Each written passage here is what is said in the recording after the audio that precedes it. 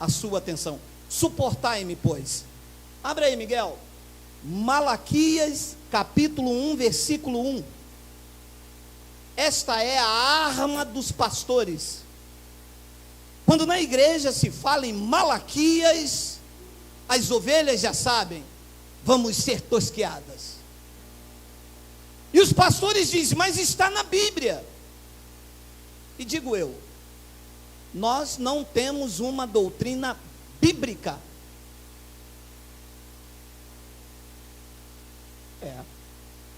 A nossa doutrina não é bíblica. Se fosse bíblica, Malaquias serviria para mim, Levítico serviria para mim, porque Levítico é bíblico. Malaquias não é bíblico, mas não serve para mim. Então a nossa doutrina está nas epístolas de Paulo, de Romanos a Hebreus, que são a revelação da graça de Deus para a igreja gentílica que vive o novo pacto. Então preste atenção, Malaquias capítulo 1, versículo 1. Peso da palavra do Senhor contra a igreja no Brasil, contra a igreja, contra os gentios. Então leia, peso da palavra do Senhor contra Israel por intermédio de... Então, o livro de Malaquias, que está inserida na lei de Moisés, não se aplica ao povo gentílico. É uma sentença contra o povo de Israel. Quem é de Israel, diga baixinho, aleluia. Então essa carta não se aplica a você. Eu tenho dito como exemplo, se eu escrevo uma carta para minha esposa e digo, minha querida esposa, eu te amo, esta carta cai no chão e se perde. Você pega, se aplica a você? Eu estou falando com você? Não, mas você pode usar e falar, nossa, como que ele tratava muito bem, olha, ele ama, mas ele não está falando comigo. O conteúdo não se aplica a mim, porque eu não estou dizendo que amo você, eu estou dizendo que amo a minha esposa. Esta carta se aplica a ela. Malaquias não se aplica a você. Malaquias não está falando contra você. O profeta não está sendo usado para mim nos dias de hoje. Para os dias de hoje, quem fala comigo é o Espírito Santo, que é o Senhor, que é Deus, que é um só, por intermédio das epístolas de Paulo, para os gentios, que somos nós. Então, o que é que os pastores fazem? Pegam Malaquias 3, versículo 8, 9 e 10 e aplicam na igreja, dizendo, vocês estão roubando o Senhor, vocês não estão dando o dízimo do Senhor, e eu vou amaldiçoar vocês. Mas esta sentença não é contra a igreja gentílica, porque nós não estamos mais debaixo de maldição. Ele nos libertou da lei, ele nos trouxe agora para a sua graça. Então, quando os pastores vêm com Malaquias 3,10, ele está pregando o livro da lei para a igreja gentílica. E a igreja gentílica não pode receber lei, porque todos os que estão debaixo da lei, disse Paulo aos Gálatas, estão debaixo de maldição. Então, no capítulo 3, vê se tem aí, Miguel, no versículo 8, está aí o que eles aplicam na igreja. Lembre?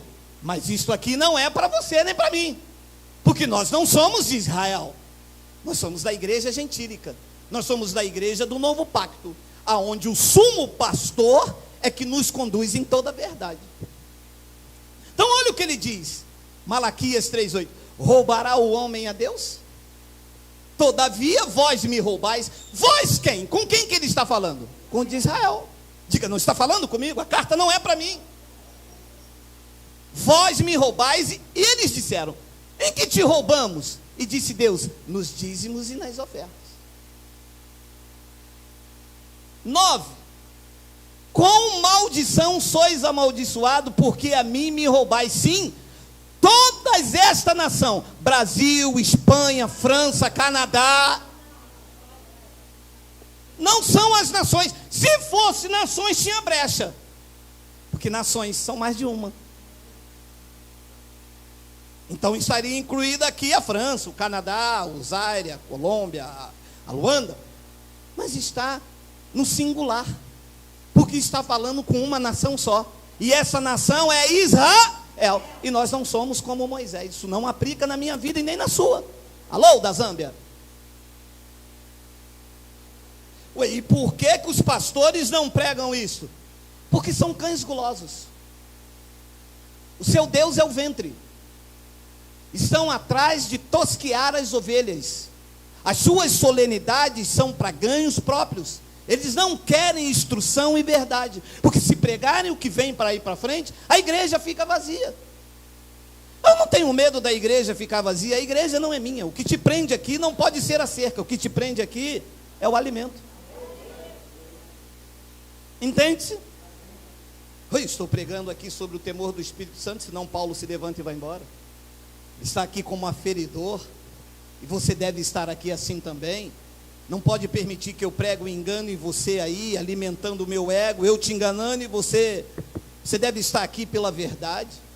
E é por isso que a igreja se tornou o que é, porque as pessoas não vão em busca da verdade.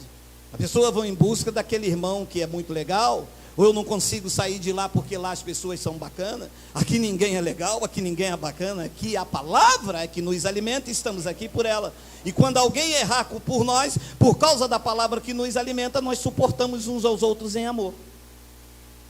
Então olha, com maldição sois amaldiçoado, porque a mim me roubais sim toda esta nação. A nação de Israel, a carta é para ele, Deus está falando com eles. Esta carta não pode ser aplicada na minha vida. Então olha o que ele diz no versículo 10. Trazei todos os dízimos à casa do tesouro. Você disse que ia me suportar, deixa eu te investir. A casa do tesouro era o templo lá em Jerusalém, aonde os levitas administravam lá dentro. O dízimo era alimento, dízimo não era dinheiro. Dízimo era a 10ª parte da plantação dos judeus, que eles deveriam levar anualmente. Não era todos os cultos. Anualmente eles tinham que pegar 10% da sua plantação e levar à casa do tesouro que ficava em Jerusalém, para sustentar os levitas que não tinham herança e não podiam trabalhar, porque eles ficavam dentro do templo em Jerusalém. Lá era a casa do tesouro. Neste novo pacto, Paulo disse que a casa do tesouro somos nós, vaso de barro, mas com grande tesouro dentro de nós. Por que Paulo disse isso? Porque quando muda o sacerdócio, tem que mudar a lei. Mudaram os pactos, mudaram-se a aliança, o templo não é mais em Jerusalém, e o templo agora sois vós, o templo do Espírito Santo. Diga, Abba, Pai.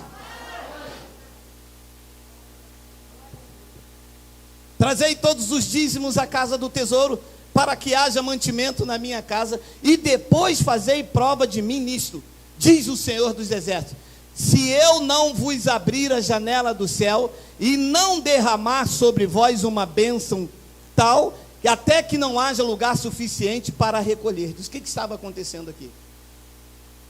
Como eles estavam em desobediência, não levando para os sacerdotes, e os sacerdotes em consequência em desobediência a Deus, Deus cerrou a janela dos céus.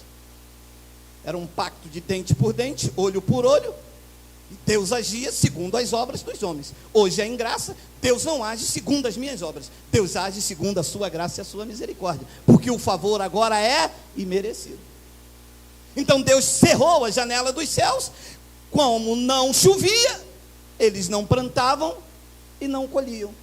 De uma outra feita, continuou-se a desobediência. O que ficou? Deus enviou um gafanhoto chamado devorador. O que os pastores fizeram? O que eles, lindo de morrer, pior que os políticos aí, transformaram o devorador no diabo. É porque o diabo vai na tua casa, meu amado. Você acha que eu vou sair um domingo para vir num lugar, ouvir falar da palavra e o cara dizer que o diabo vai na minha casa? Já não basta os diabos lá em Brasília, meu amado. Ainda vai entrar um outro para comer o que é meu. Meu amado, para comer o que é meu já basta a minha fome. Mas são ameaças, porque quando eles não pegam na ameaça, ele pega no medo. E as pessoas saem com medo. Ai meu Deus, está vendo o que aconteceu? Está vendo, foi por isso que você não deu o dízimo. Menina, eu sou dizimista fiel da casa de papai. Dízimos eram alimentos e que o povo tinha que dar anualmente. Pastor, mas por que o senhor prega isso? Porque essa é a verdade. E por que os pastores não pregam isso? Porque eles querem enriquecer. É melhor ser pastor do que ser mecânico. O cara abre uma igreja, chama o povo, ameaça, manda você dar 10% do teu salário. Se acontecer alguma coisa, é porque o pastor é cheio de unção. Se não acontecer nada, você teve fé. Não teve fé. Fácil. Manda abrir a Bíblia e pregar o Evangelho. Nós vamos dar até. Meu amado, eu dou até. Eu dou minha vida, dou meu carro, dou tudo. Mas se pregar a verdade. Se eu for apacentado com a verdade, eu dou tudo por gratidão. Porque nada melhor do que você andar na verdade. Pastor, mas se isto aqui é no Novo Testamento, me perguntam os teólogos, então o que Jesus mandou dar no Novo Testamento lá em Mateus 23, hein? Vamos ler? Vamos? Mateus 23, 23? Coloca aí. Vai. Jesus falando com escribas e com fariseus. Preste atenção, você que tem mente iluminada. Jesus está falando com a igreja e com os irmãos. Quem eram os escribas e os fariseus? Os que viviam em Israel, os que viviam sobre a lei e os que seguiam a lei de Moisés. Então, eles tinham que dar dízimos. Então Jesus disse: ai de vós, escribas e fariseus hipócritas, porque dizimais notas de R$50, nota de 100, anel de ouro, de brilhante e de diamante. Qual era o dízimo que os escribas e fariseus davam? Diga lá, olha lá: hortelã, endro e cominho, porque isso era o dízimo. Você vê as ovelhas levando. Quem que é isso aí? Saco de milho. Para quem? Vou levar meu dízimo para a igreja. Você vê? Que dízimo? Não era dinheiro. Dízimo era alimento. Então ele diz: vocês dizimam a hortelã, o endro e o cominho, e desprezais o mais importante da lei. Ah, dízimo era da lei. Ah, e vocês estão desprezando o mais importante da lei: o juízo, a misericórdia e a fé. Deveis, porém, fazer essas coisas, dar o dízimo do endro, e não omitir aquela. Ah, está vendo? Jesus mandou no Novo Testamento os fariseus dar o dízimo. Olha, eu vou te poupar, mas deixe de explicar. Mateus não é Novo Testamento. Ah, não, espera aí. Ah, não, entrei no lugar errado, está vendo? Você não prega a verdade.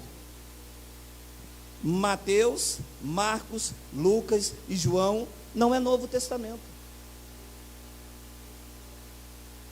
São livros históricos que tratam da biografia, do nascimento de Jesus nos dias de sua carne.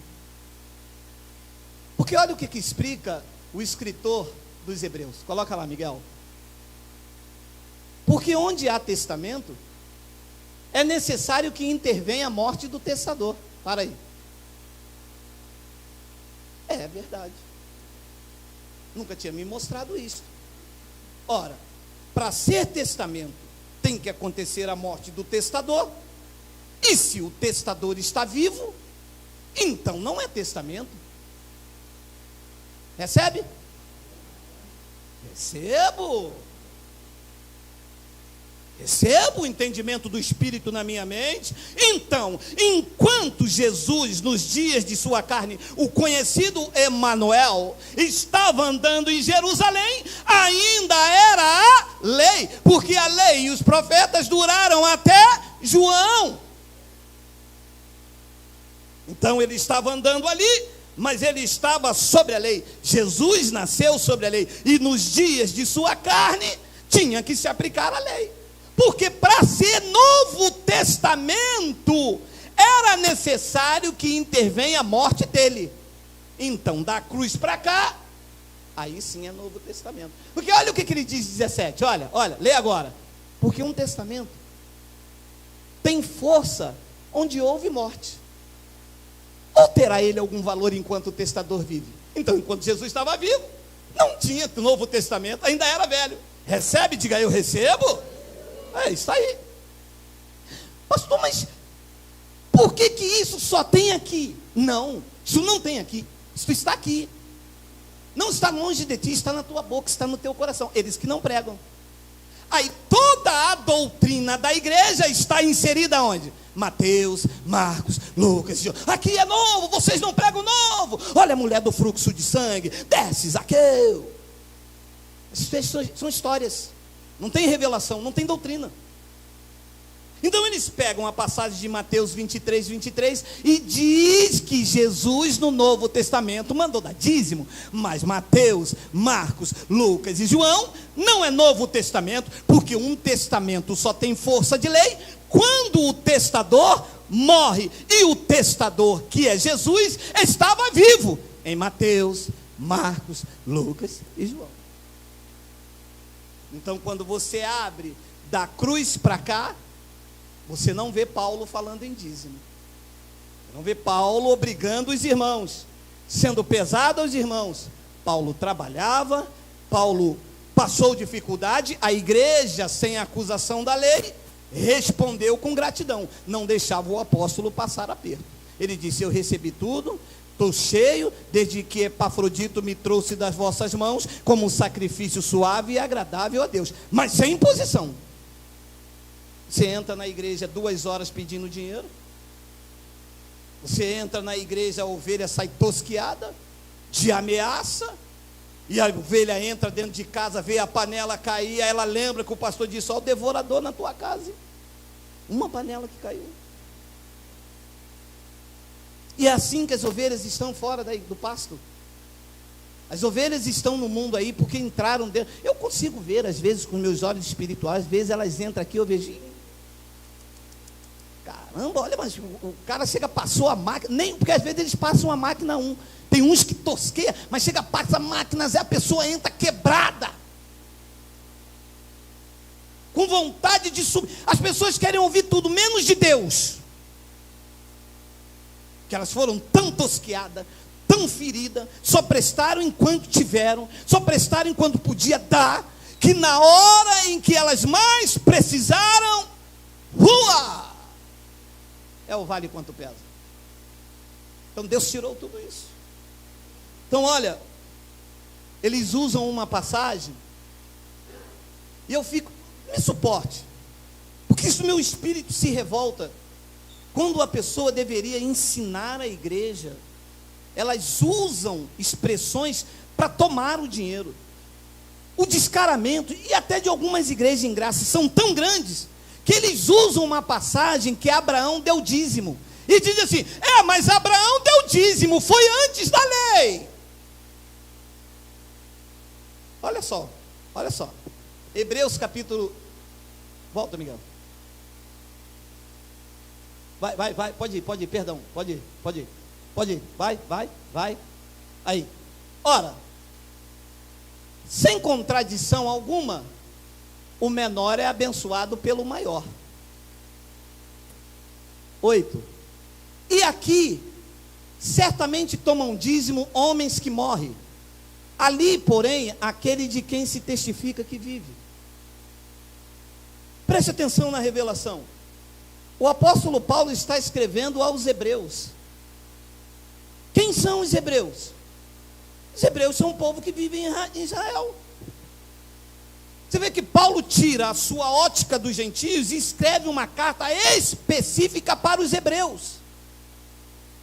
Todo o conteúdo desta carta é para os hebreus, e que serve de observação, de conhecimento para mim. Quando Paulo escreveu esta carta, ele escreveu no ano 65, E o templo em Jerusalém só foi derrubado nos anos 70, de acordo com a profecia de Daniel. Então, neste tempo aqui ainda, aos hebreus, o templo levítico estava de pé.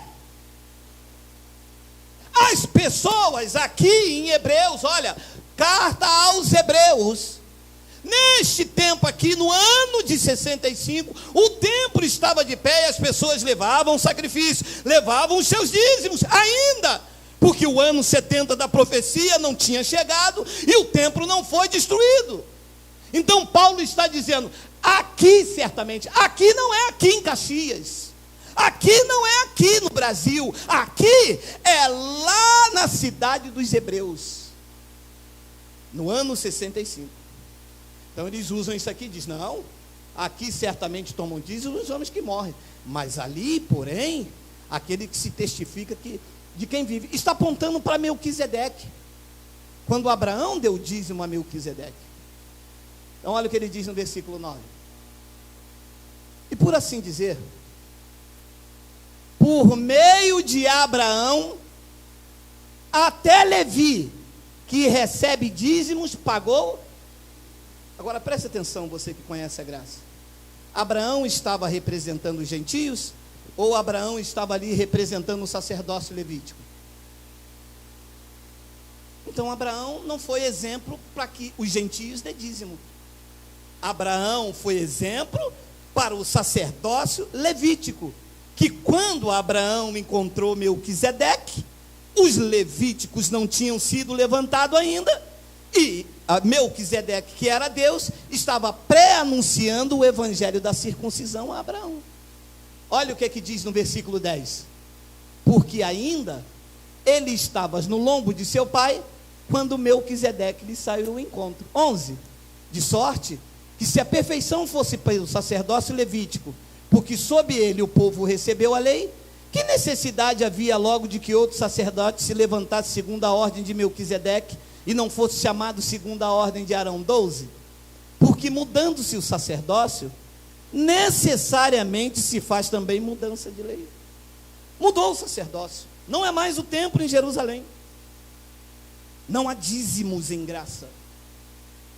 Em graça é por gratidão. Em graça não é como eles colocam. É por isso que a igreja da graça não é esse império que está aí, porque o foco não é o dinheiro, não é o vil metal. Deus não está associado a dinheiro. Eu vou repetir, você não vai encontrar Deus se relacionando com o dinheiro neste local. Este é o local de exaltação e de conhecimento ao Cristo vivo. Jesus, quando nasceu, ele nasceu entre os animais. Os magos, quando foram procurá-lo, foram até o palácio de Herodes, querendo saber aonde nasceu o rei, o Salvador. A estrela o foram os guiando e foram levando para uma estrebaria. Alguns deles falaram, mas não pode. Disseram que quem nasceu foi o Salvador, o palácio é lá, como a estrela está apontando para aquela estrebaria? O rei do universo resolveu nascer entre os animais e decidiu morrer entre os ladrões. Ele poderia nascer no palácio de Herodes, podia ter sido enterrado na tumba de Faraó, não fez, para que os homens que têm olhos iluminados entendam que a maior riqueza que se pode ter não é o vil metal. Ele não quer que ajunte tesouro nessa terra. O que ele te deu é para o teu aprazimento, para sustentar nas tuas necessidades. Nós não temos ganância financeira, não há teologia da prosperidade. A nossa maior riqueza está viva, sentado no trono do universo, governando todas as coisas pela palavra do seu poder. Em graça não há esta manobra, esta sede, esse engano. Olha aí, o Golias vai cair. Olha esse envelope. Tem até um aqui de outro ministério. Olha aqui esse envelope. Toma aí. Não é isto, amado. Não é isto. O propósito não é este. O propósito é levar o conhecimento e libertar as vidas cativas, amarradas, ajudar os necessitados, os aflitos. Esse é o propósito da igreja em graça, somar na vida do outro. É isto que o apóstolo Paulo deixou como ensinamento. Olha lá, 2 de Coríntios 9, pode passar por causa do horário, senão eles não me suportam. Olha lá. Agora sim, segunda epístola de Paulo aos Coríntios, a igreja gentílica. E digo isto, que o que semeia pouco, pouco também ceifará. E o que semeia em abundância ceifará. 7. Olha, se eles vão pregar isso. Se o pastor vai abrir isso dentro da igreja, se o pastor quer abrir a igreja para ele não trabalhar mais e depois vir aqui quando alguém perguntar, e o pastor faz o quê? Eu vivo da obra. O senhor vive da obra, mas cadê tua colher de pedreiro? Cadê tua enxada? Cadê tua marreta? Não, eu vivo da obra de papai. Da obra de papai é mole, meu irmão, com o suor das ovelhas, né? As ovelhas não podem comprar um remédio, porque se comprar o remédio está roubando de Deus. A mulher bateu aqui, pastor, eu queria tanto comprar um gás, mas o único dinheiro que eu tinha, eu tive que dar o meu dízimo. Eu falei, minha irmã, a senhora volta lá. Não, mas que se eu for lá, então vamos nós dois. Não, eu falei, então deixa, minha irmã. Jaque, oi, manda o dinheiro para a senhora comprar o gás. Minha irmã, venha na nossa reunião, venha ouvir a verdade. Não deixe de comprar o gás para sustentar esses lobos vorazes, meu irmão. Deixar de comprar um remédio para sustentar pastor de carro zero, pastor com os filhos estudando nas melhores escolas e o povo gemendo dentro da igreja. Vai ver aonde eles estão para pregar um evangelho mentiroso, porque se fosse para pregar a verdade até daria, né? Mas para pregar um evangelho de mentira, 2 horas na quarta, 2 horas no domingo, 2 horas de noite, a ovelha dá ainda é ameaçada. Olha, se eu pegar você numa igreja dessa, olha, eu estou avisando você, eu vou dar em você, hein? Porque não é possível. Olha lá. Cada um contribua segundo propôs no seu coração. Olha a diferença. Amado, vocês sabem, eu só tenho a 4ª série. Mas veja bem, contribuir é uma obrigação? Não. É uma coisa voluntária, gente. Ora, eu venho aqui, tem um ar-condicionado, tem uma água, o lugar é legal, pastor chatinho, mas tem que suportar em amor. Eu estou vendo que eu estou sendo instruído, isto me faz bem, não há ameaças, eu aprendo, os irmãos me acolhem. Bem, esse mês eu não posso dar nada, poxa, apertou lá em casa, eu estou me equilibrando. Pô, mas eu vou ajudar pelo menos a cooperar com uma água, um café, alguma coisa, ninguém me impede, ninguém me cobra nada. Não, amado, isto é uma contribuição. É isto que o apóstolo Paulo ensinou para este momento da igreja. Cada um contribua segundo 10%. Segundo o que o pastor mandou. Não o que está aí dentro do seu coração. Eu tenho pessoas aqui que dão 100%, não, amado. Você não tem noção de pessoas aqui que ganham 2.000 e dão 2.500, vão lá, não, pastor, porque não pode parar, não pode deixar, precisa ajudar, porque isso é um espírito de gratidão, porque isto vale muito mais do que qualquer Bíblia em riste, porque é tocado pelo Espírito Santo. Se a tua semente não for tocada pelo Espírito Santo, ela não germina. Ela germina quando é o Espírito Santo a tocar. No antigo pacto, o homem tinha que tocar em Jesus, a mulher do fluxo de sangue tinha que tocar em Jesus. Isso é no antigo pacto. No novo pacto, é o Espírito de Cristo que toca em nós. Nós somos tocados, nós somos sensibilizados a ajudar, a fazer, a contribuir. Isso é o Espírito que permeia a igreja em graça. Ele diz, cada um contribua segundo propôs no seu coração. Ah lá, não com tristeza. Me desculpa, você vai me suportar mais 5 minutos, 10 horas. Olha, meu irmão, eu posso lhe garantir, todos os dizimistas da tal igreja dão dízimo com tristeza.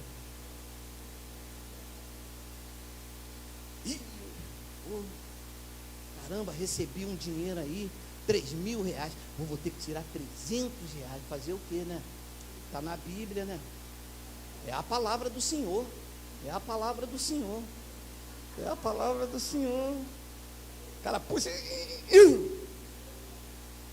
Não é a palavra do Senhor. É a palavra do Senhor para os de Israel.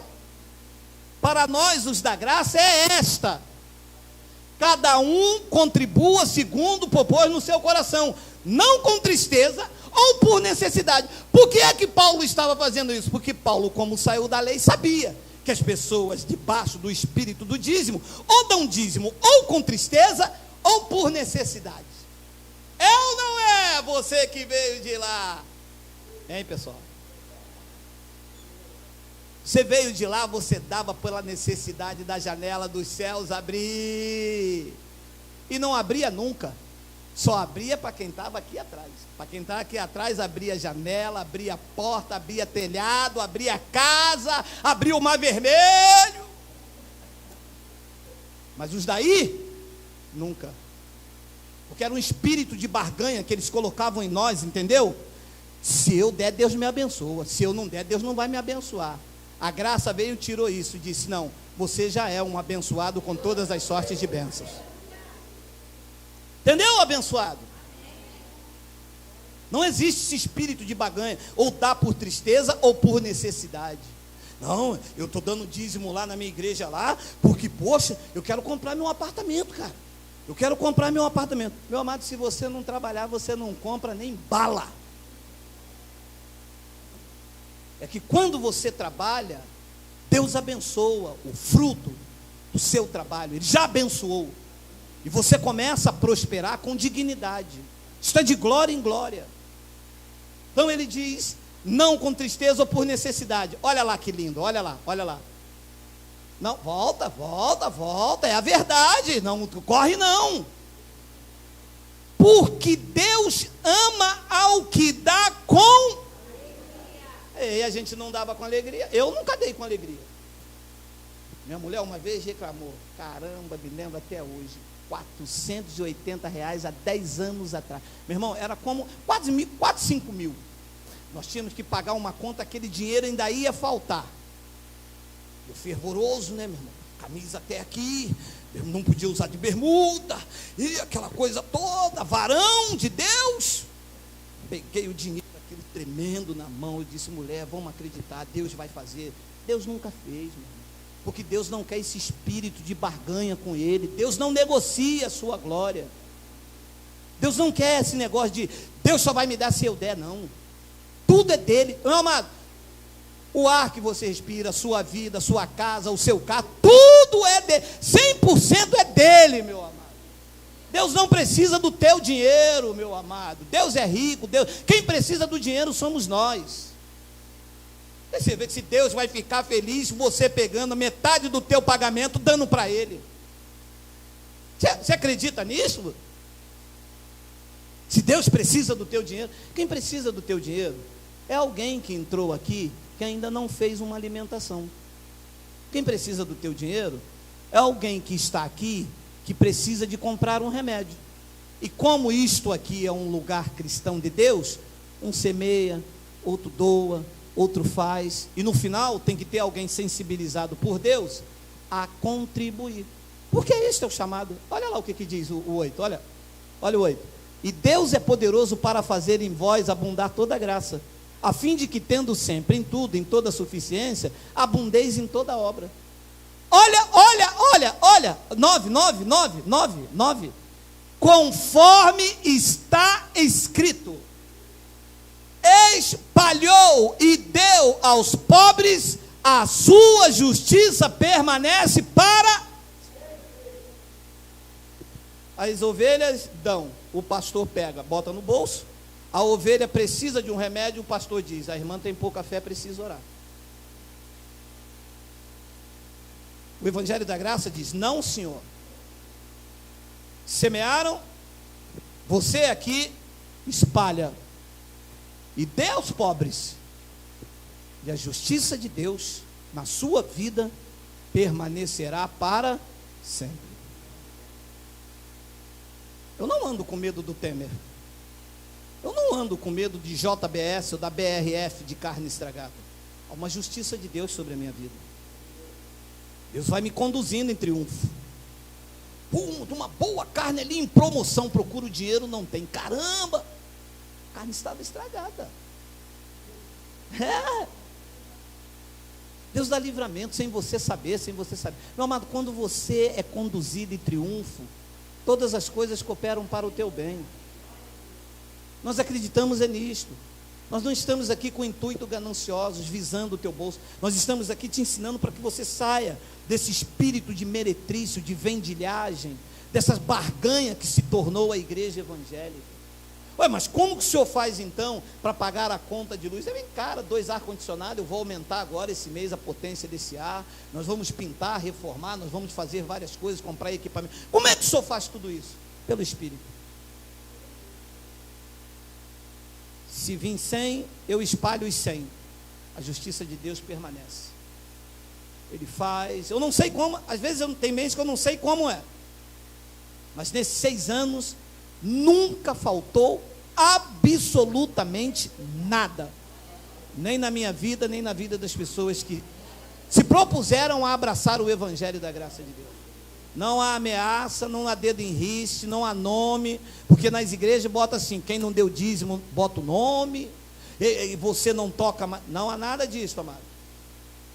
É por gratidão a Deus, é com alegria. Ele disse, tu espalhou, tu deu aos pobres, olha, se está escrito eu creio. Você crê? Você crê?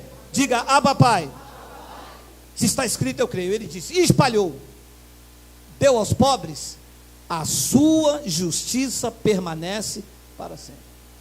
As pessoas estão desesperadas. Eu não estou. Ele me predestinou. Todos os dias da minha vida foram escritos e determinados quando nenhum deles havia ainda.